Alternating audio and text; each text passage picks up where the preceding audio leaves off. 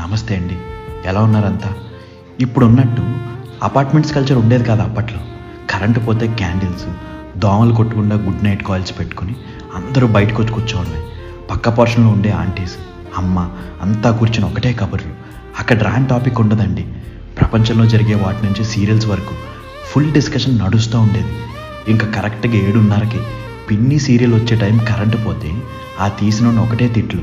ఇంక ఇంటి చుట్టుపక్కన పిల్లలందరూ కలిసి అంతాక్షరి, దొంగ పోలీస్, క్యాండిల్ పెట్టుకుని అష్టాచమ్మ, వైకుంఠపాలి ఆడుకోవడాలు. ఒక పక్క నా నాన్నలు కరెంట్ ఆఫీస్కి కాల్ చేసి కరెంట్ ఎప్పుడు ఇస్తామని అరవడాలు. ఈటీవీలో 9 గంటలకు వచ్చి ఈటీవీ వార్తలు మిస్ అయిపోతామని వాళ్ళ బాధ. ఇలా కరెంట్ రావడం లేట్ అయితే అంతా కూర్చుని భోజనాలు కూడా బయటే చేయడం. గాలి వేయకపోతే విసిన కర్రతో విసురుకుంటూ కాలక్షేపం చేయడం. భలే రోజులండి అవన్నీ. కరెంట్ వచ్చేసిందంటే ఏదో తెలియని బాధ. ఇంకొంచెం సేపు ఇలాగే ఉంటే బాగుండు కదా అని. ఇప్పుడు అంటారా, కరెంటు పోతే ఇన్వర్టరు